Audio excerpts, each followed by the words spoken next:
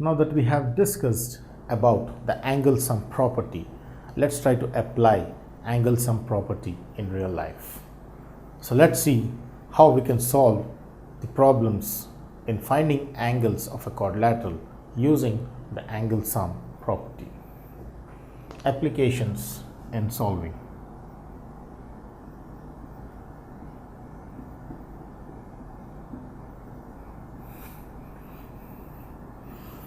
So let's see one of the application of angle sum property in solving the math problems.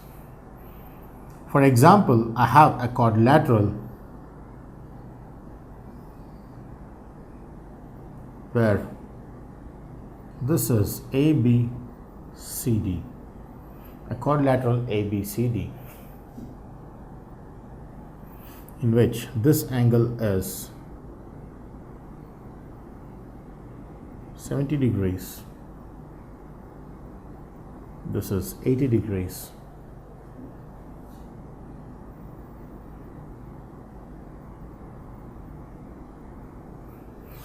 (65°). This is x. So I know three of the angles, but I want to find the fourth angle. Then my angle sum property is more significant in case of such situations. For example, for this given problem where I need to find x, let's see how we can find x using angle sum property. Clearly we know that the given conditions are that angle A is given to be 70 degrees and my angle B is given to be 80 degrees.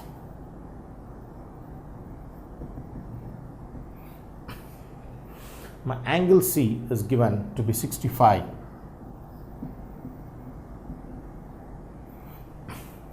and my angle D is given to be x, and we need to find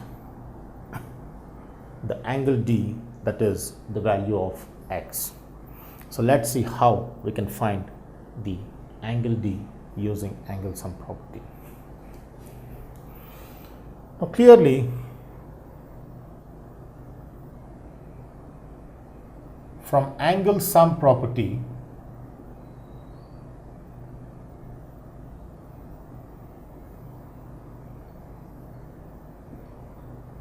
for quadrilateral ABCD, we have angle A plus angle B plus angle C plus angle D,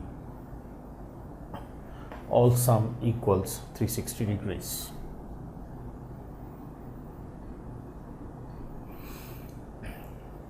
So angle sum property for a quadrilateral where my sum equals 360 is what we have seen in the previous session. Now that we know each of the angles, let's substitute in the given angle sum property. So here for angle A, I substitute the value of 70 as given in the problem.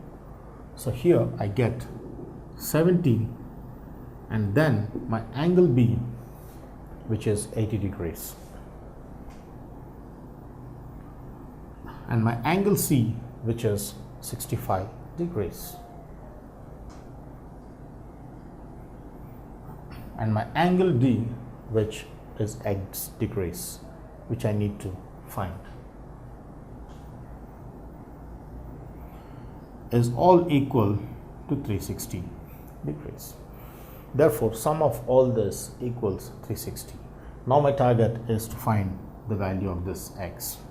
So let's see how we can find x from this equation.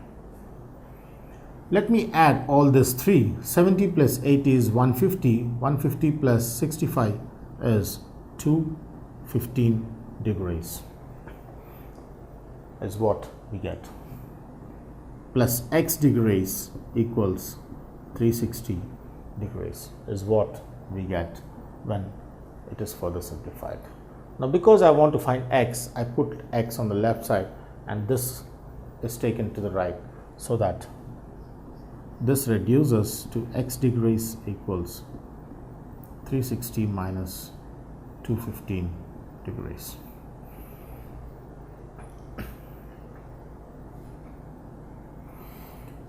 Next, now 360 minus 215 is 145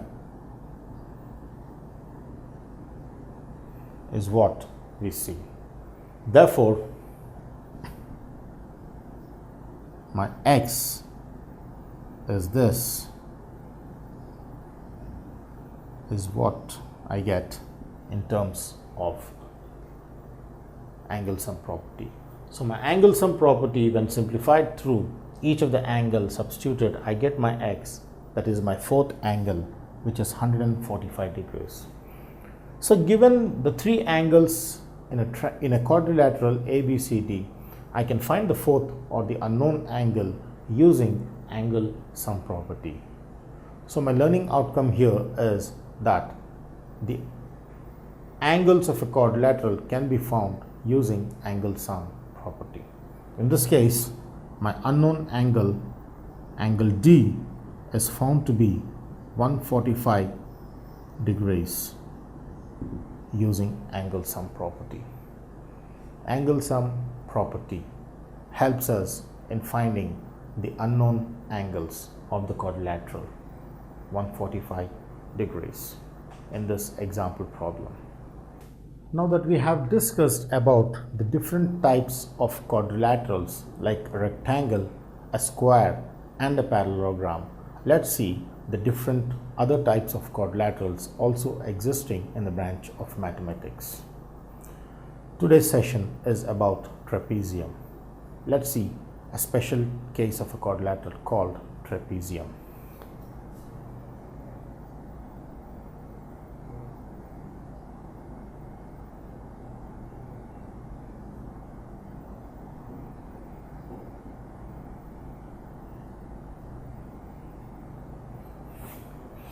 Let's see what a trapezium is.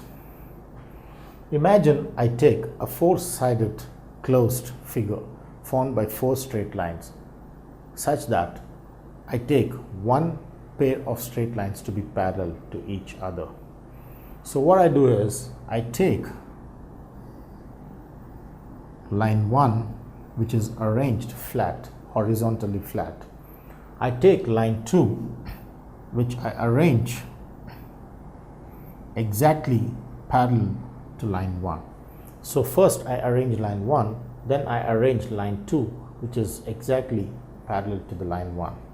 So once I arrange in parallelity, I arrange line 3, joining the ends of first and second line. The other ends of the first and second line are joined by arranging the fourth line. So here I get a kind of a figure where one pair of lines are parallel, the other pair of lines are not parallel. So let's see what this special case of a quadrilateral is defined in mathematical sense. So when I join this, I clearly get a figure with a special case that one pair is parallel. So here I get a quadrilateral in which one pair is parallel. So ABCD is a quadrilateral with observations that AB is parallel to DC, but the lengths are not equal, only one pair is parallel. So in this case, the line segment AB is parallel to line segment DC. Such a quadrilateral in which one pair is parallel is called a trapezium. A trapezium is a quadrilateral in which one pair of sides is parallel. Let's take the definition in words.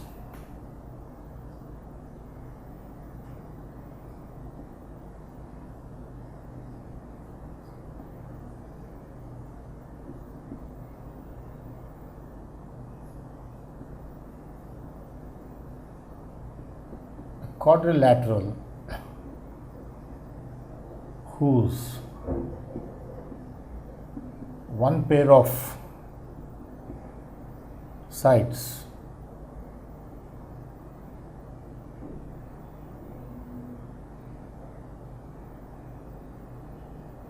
is parallel is called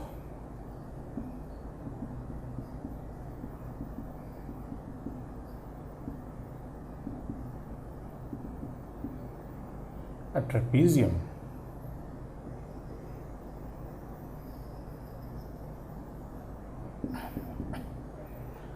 A quadrilateral whose one pair of sides is parallel is called a trapezium.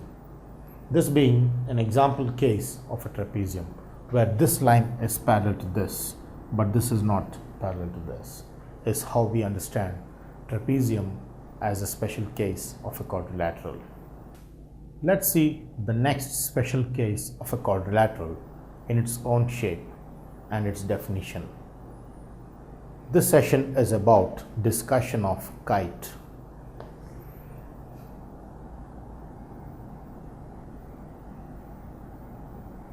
What is a kite? Now that we have discussed about a square, a rectangle, a parallelogram, a trapezium, now comes the discussion of a next special case of a quadrilateral in its own shape called a kite. Let's see the definition in brief.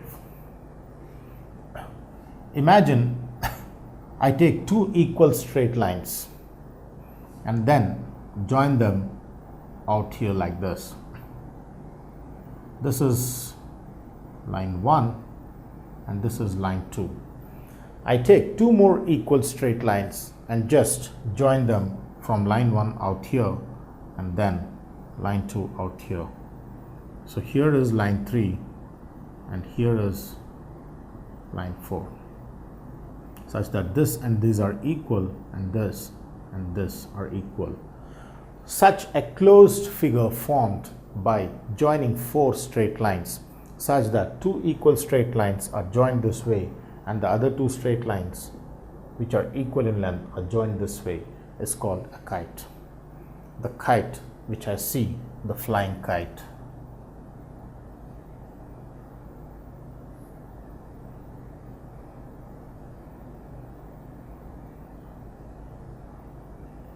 Is how I understand the shape of a kite. So here I have a kite flying and here I have a kite in quadrilateral. So such a shape is called a kite. So when I see this mathematically, I just understand that ABCD is a kite if this equals this and this equals this. AB and BC are called adjacent sides and AD and DC are called adjacent sides of the kite. These two are opposite sides and these two are adjacent because they are side by side. So if the adjacent sides are equal in a quadrilateral, such a quadrilateral is called a kite. So here my observation are that AB equals BC. One pair of adjacent sides are AB and BC which are equal, and the other pair of adjacent sides AD and DC are also equal.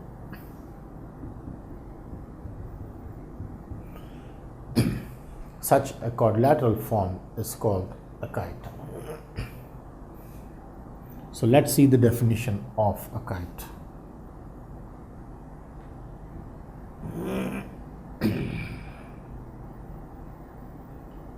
A quadrilateral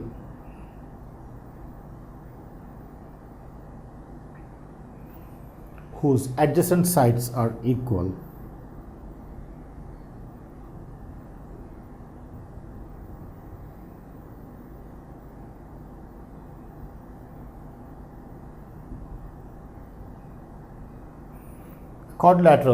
adjacent sides are equal is called a kite.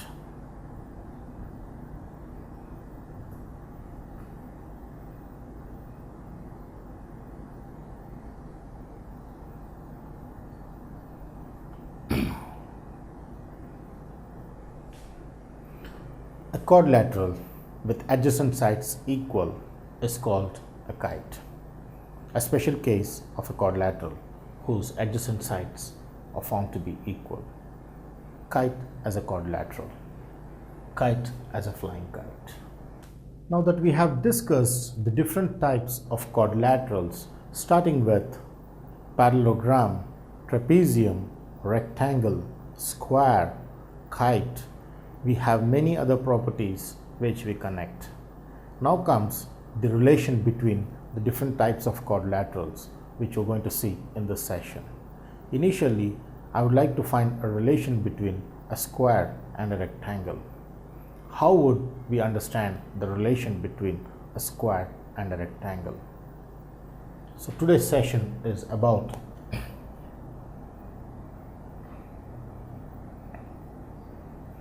square versus rectangle. So this is about finding the possible relation between a square and a rectangle. Let's see the discussion in brief. In order that I want to find the relation between a square and a rectangle, let me take a rectangle and a square separately.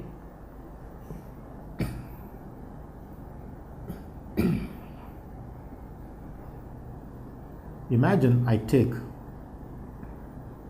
a square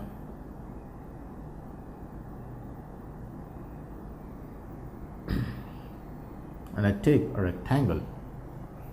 Let's see the common properties identified between a rectangle and a square. Here, in a rectangle, I see that each angle is 90 degrees, this being a square and this being a rectangle.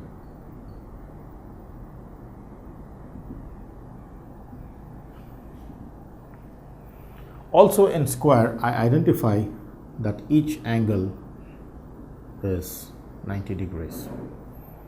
So in both the cases, each angle of a square and a rectangle is 90 degrees. Coming to the second property, I see that in a square, all sides are equal, but in a rectangle, opposite sides are equal. So I can understand rectangle through a square because for a square, when all sides are equal,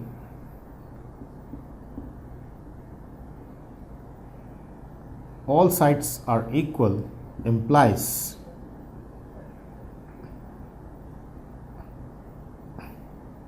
opposite sides are equal to each other. Therefore, all sides are equal implies opposite sides are equal to each other. Therefore, this retains the property of a rectangle.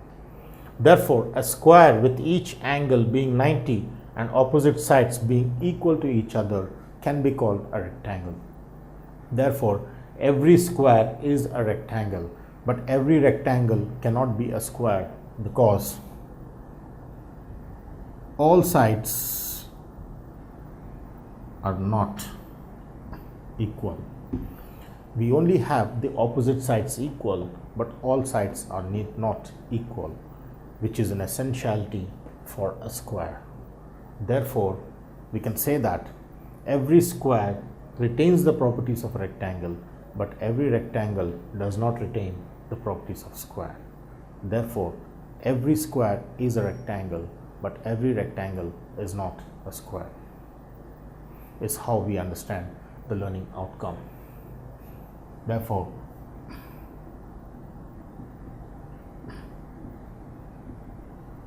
my learning outcome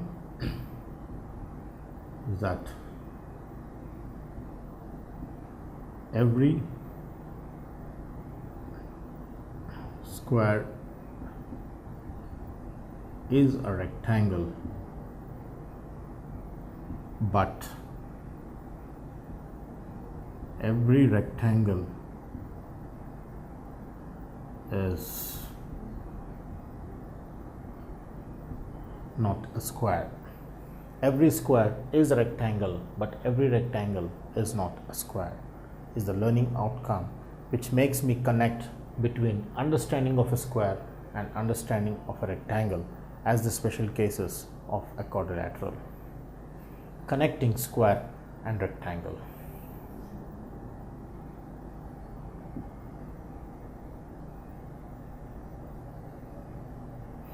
Is how I connect a square and a rectangle. Now next, let's see the relation between a rectangle and a parallelogram. Now that we have discussed about the relation between a square and a rectangle, where the learning outcome was that every rectangle is not a square, but every square is a rectangle. Similarly, let's investigate to search for some property connecting the trapezium, the parallelogram, and the rectangle. Parallelogram versus rectangle.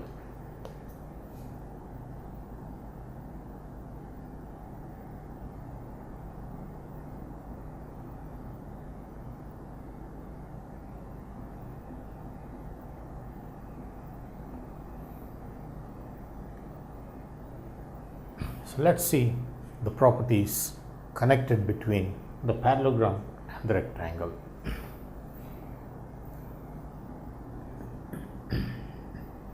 So here I consider a parallelogram, and in this column I consider a rectangle.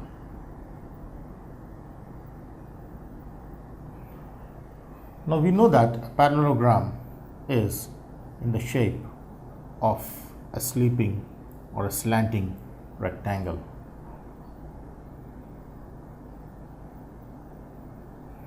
Is how we understand the parallelogram. Now similarly, a rectangle is an erected property. Now let's see the properties in common. In rectangle, we have opposite sides are parallel. In parallelogram also the opposite sides are parallel. So these are the common properties identified between a rectangle and a parallelogram. Opposite sides parallel for a rectangle and opposite sides parallel even for a parallelogram. The next property is that in rectangle each angle is 90 degrees.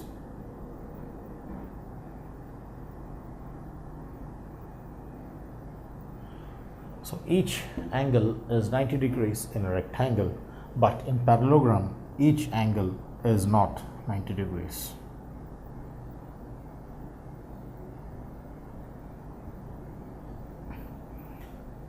Therefore, I can see that opposite sides are parallel is the only condition for a parallelogram, and since in a rectangle opposite sides are parallel, irrespective of the condition that each angle is 90, every rectangle is a parallelogram. But every parallelogram is not a rectangle because it fails with each angle which must be 90 degrees. In parallelogram, each angle is not 90 degrees, but in rectangle, each angle is 90 degrees. So every rectangle is a parallelogram, but every parallelogram is not a rectangle. So let's make the learning outcome.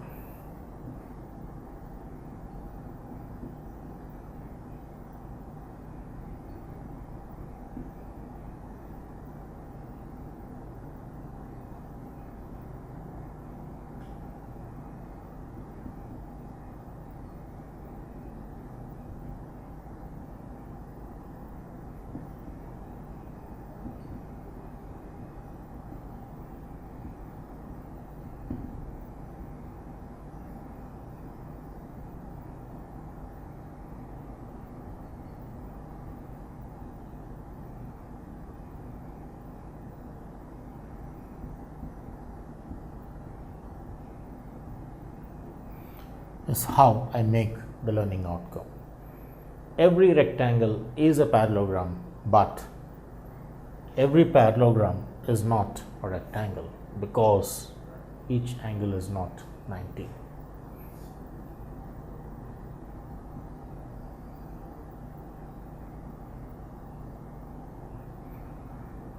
Is how I understand the learning outcome connecting the parallelogram and a rectangle. Similarly, if I take a square, let me introduce a square. Every square is not a rectangle, but since opposite sides are parallel,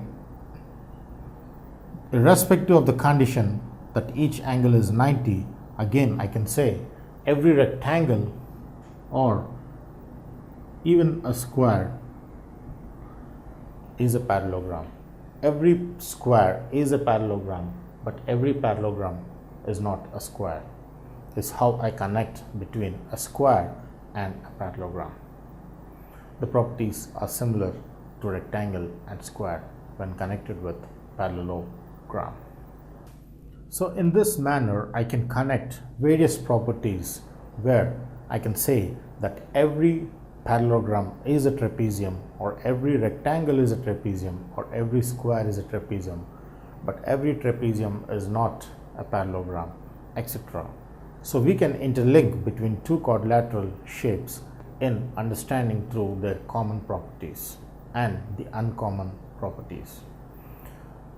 So this is how we come into conclusion with various geometrical concepts like a kite connected with a parallelogram, or a kite connected with a square, or a rhombus connected with a kite. Is how we come across the different properties related to each other. Now let's see the special quadrilateral called a rhombus.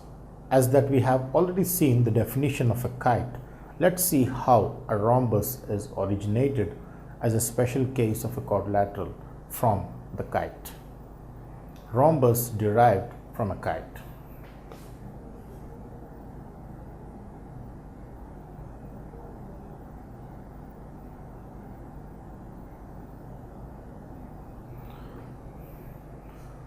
Now that we have discussed about kite, let's recap the definition of a kite.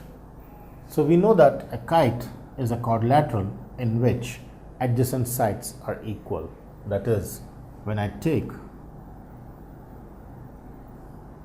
a kite, I form a kite when its adjacent sides are equal. What if I form a similar shape with all lines equal? That is, in this case, when I take the lines 1, 2, 3 and 4, I took 2 equal lengths and 2 pairs of equal lengths. What if I take all the 4 pairs of equal lengths? That is, if I have the line 1 to which there's another line 2 which is joined, and there's another line 3 and there's another line 4. That is, in a kite, this line is removed and a line of equal length is placed here, and this line is removed and there's equal line of this length put out here. Then I get this shape transformed into a shape where all lines are of equal lengths. A kite in which all the lengths are equal is called a rhombus. So this figure when formed is called a rhombus. A kite whose all sides are equal is called a rhombus. So here my rhombus is in the shape of a diamond. A rhombus is in the shape of a diamond with all sides equal. So I see that in this case, my side AB equals my side BC equals my side CD equals side DA. So this is how I get my rhombus whose sides are equal. Let's communicate in words.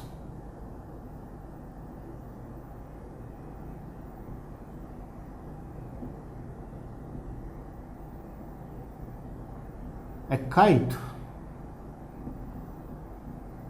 whose all sides are equal is called a rhombus.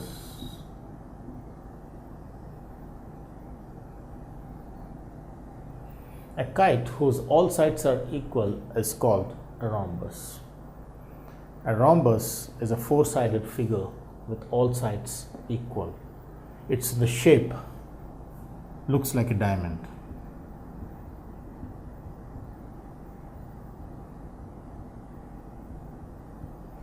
A diamond in the card. A diamond in the playing cards is a rhombus.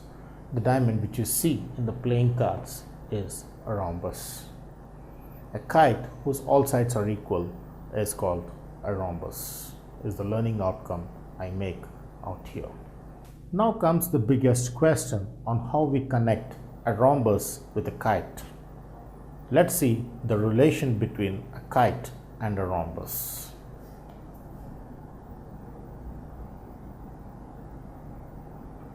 Rhombus versus kite.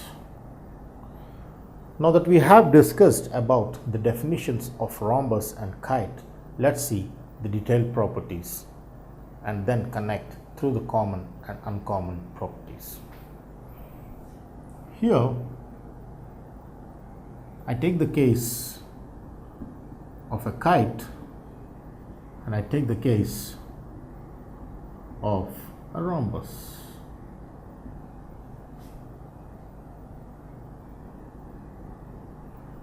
Now here I have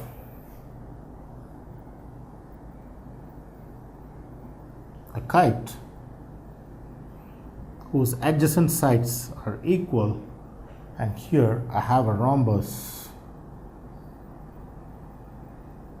whose all sides are equal. Therefore, this clearly satisfies that my adjacent sides out here being this and this are equal, and my adjacent sides out here, this and this, are equal.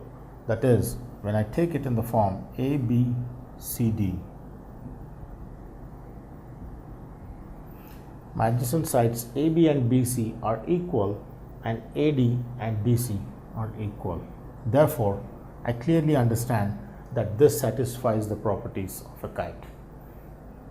But when I take the kite, its all sides are not equal. Only the pair of adjacent sides are equal. So this does not satisfy the needs of the rhombus, is how we understand the relation between a kite and a rhombus.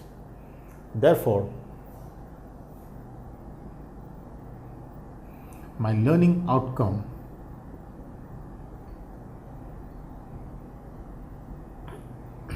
in this case is that every rhombus which has its adjacent sides equal satisfies the properties of a kite, and hence every rhombus is a kite. But otherwise, every kite is not a rhombus, because all sides of a kite are not equal, and hence it is not a rhombus. So my learning outcome comes out to be every rhombus is a kite, but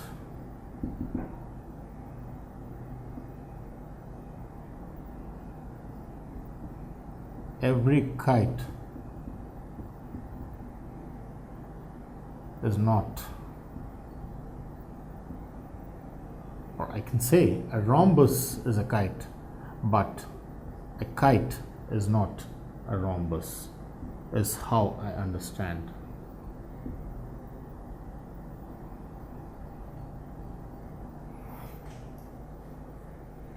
The relation between rhombus and kite.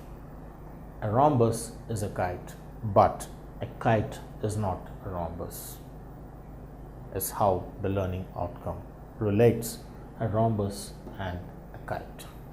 Now that we have discussed about the different types of special cases of the quadrilateral, Let's take the case of parallelogram and define its various mathematical properties connecting the parallelogram, a special case of a quadrilateral called parallelogram. Today's session is about properties of a parallelogram.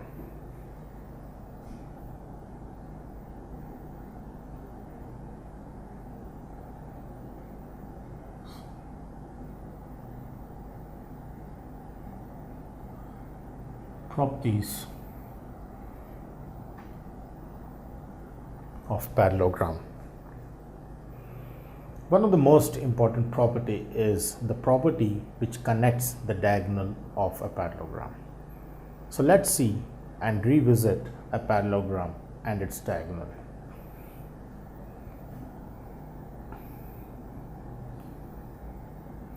We know that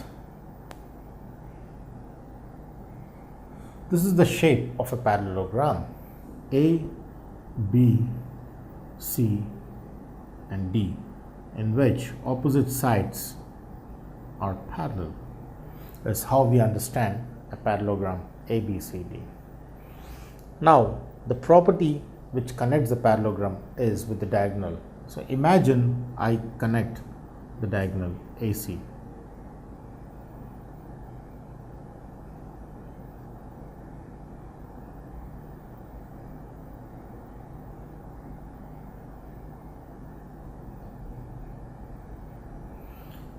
Now here AC is the diagonal which connects the two alternate points. Now when we see clearly the parallelogram with AC being the diagonal, the significance of the diagonal is that this diagonal cuts the parallelogram into two triangles. So here I have diagonal AC cuts the parallelogram ABCD into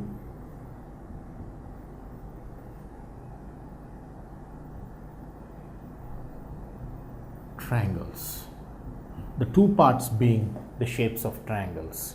The first part of the diagonal is triangle ADC, and the other part of the triangle of the other part of the parallelogram cut by the diagonal is ABC, triangle ABC. Therefore, I have two triangles as cut by the diagonal AC such that ABC is one triangle and ADC is the other triangle. The two triangles, triangle ADC and triangle ABC. So let's see the properties connecting these two triangles in a parallelogram.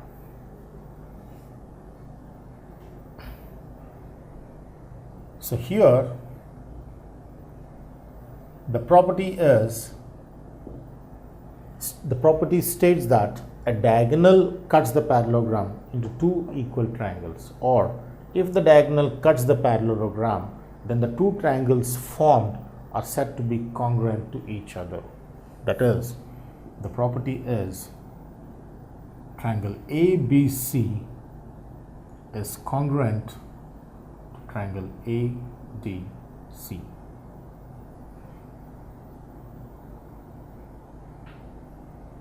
Is how we connect the property. When two triangles are formed by the diagonal, the two triangles are congruent always in a parallelogram. Let's take the other case. If suppose I have another diagonal which joins from D to B. Now again I have triangle also for diagonal BD. Out here I have two triangles ADB and BDC which are also congruent to each other.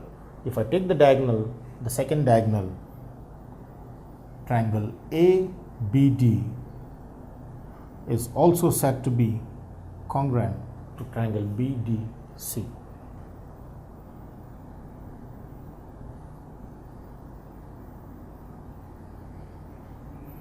Is how we understand the property of a parallelogram. a diagonal cutting the parallelogram cuts the parallelogram into two triangles, and the property says that for a parallelogram where the diagonal cuts the parallelogram into two triangles, the two triangles must be congruent to each other. This congruent to this and this congruent to this. There are two diagonals in a quadrilateral, diagonal 1 and diagonal 2. This diagonal makes these two triangles congruent. This diagonal makes these two triangles congruent, and this diagonal makes these two triangles congruent. The diagonal connects with congruency of triangles. Now let's see the property of a parallelogram which connects with the sides. Let's see the other property of a parallelogram.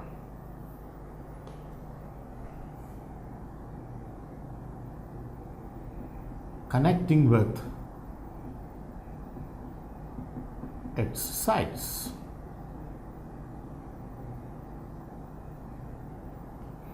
So let's see the property which connects with sides. Parallelogram ABCD. Here is the parallelogram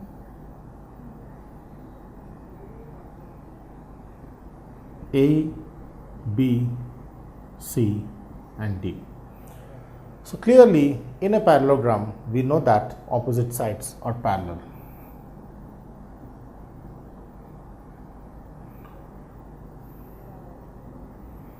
Now when the opposite sides are parallel, clearly I see that there is equal distance between the two parallel lines.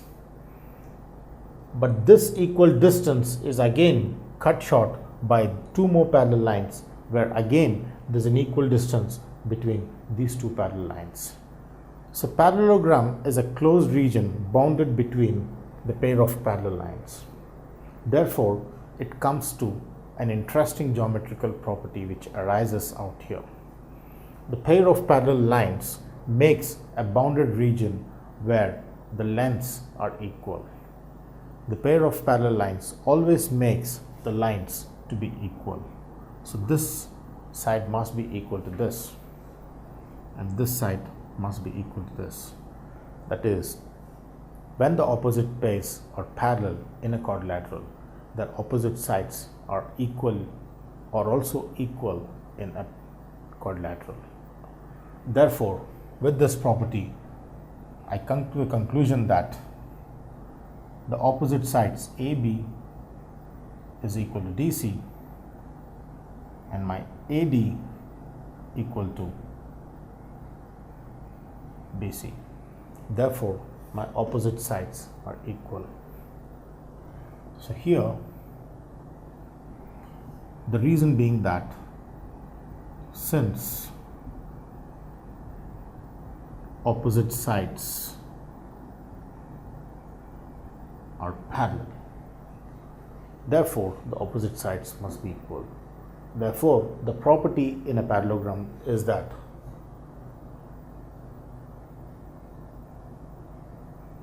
learning outcome in this property is that opposite sides of a parallelogram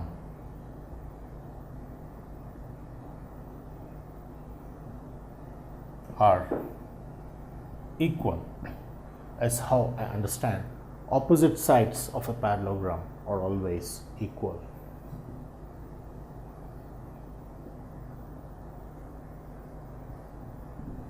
Property number 2, opposite sides of a parallelogram are always equal. Now let's see the converse of the property which we have discussed in the previous session. Like for example, I have taken a parallelogram in which opposite sides are parallel, then that quadrilateral has its opposite sides equal. Now let's take a quadrilateral in which the pair of opposite sides are equal. Then will that be a parallelogram? So here it is converse of parallelogram. So let's see the converse as the properties of a parallelogram. The converse says if a pair of opposite sides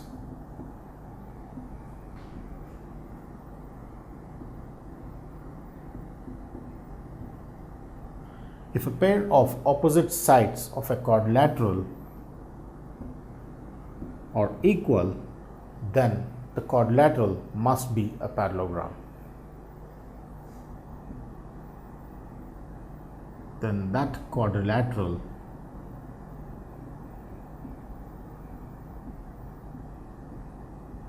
must be a parallelogram, is how I understand the converse. That is, if I take the pair of opposite sides, I take the two lines of equal lengths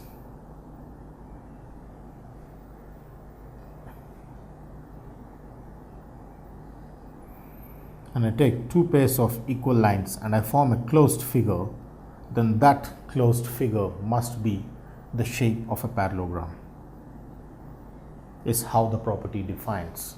So the four lines,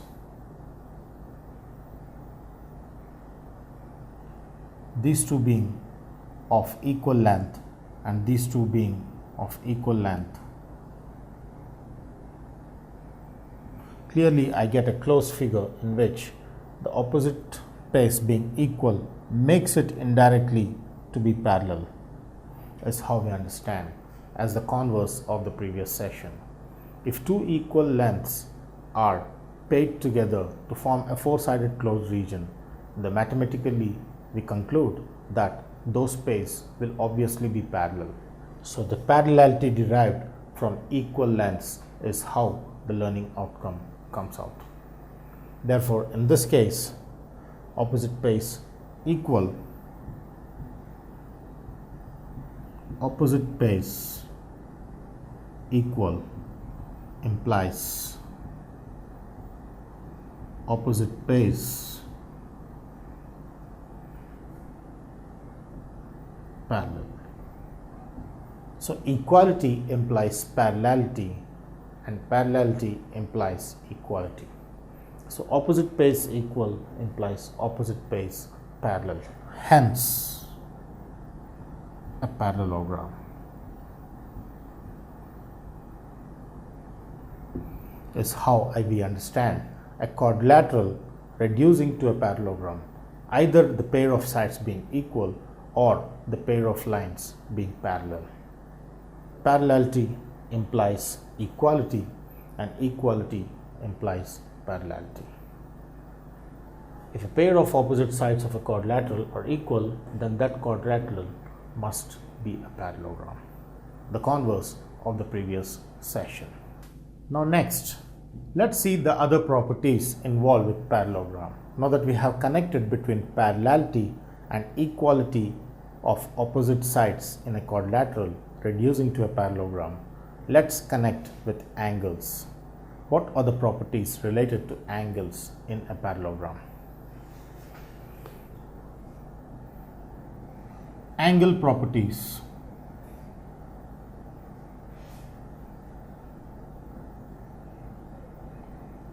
In a parallelogram.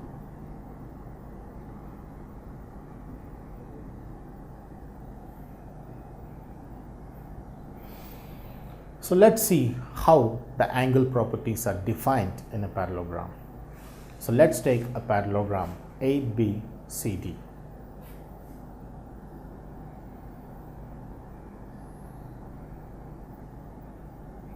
So here I have a parallelogram A, B,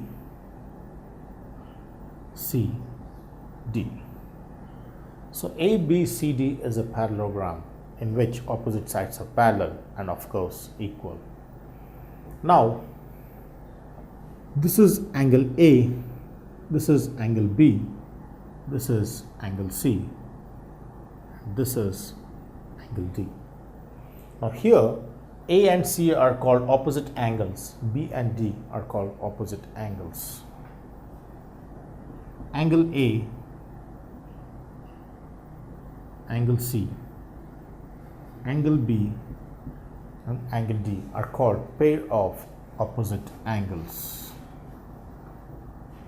are referred as pair of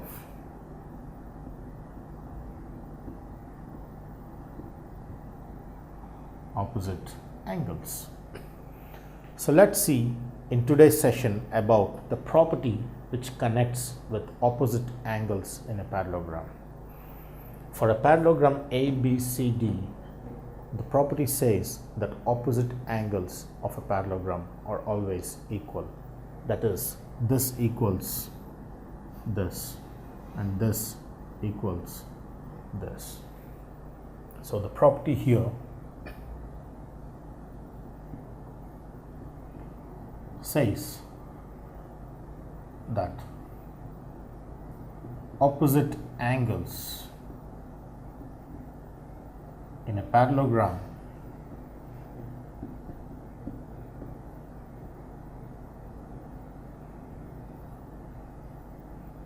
are always equal. Opposite angles in a parallelogram are always equal.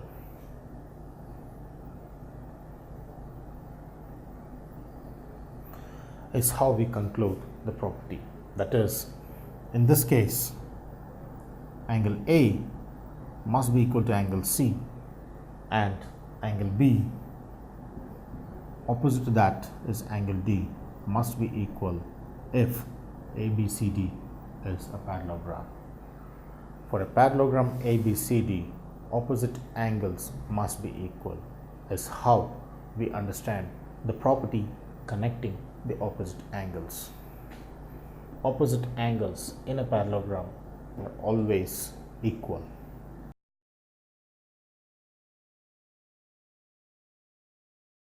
If you like this video, please give a thumbs up.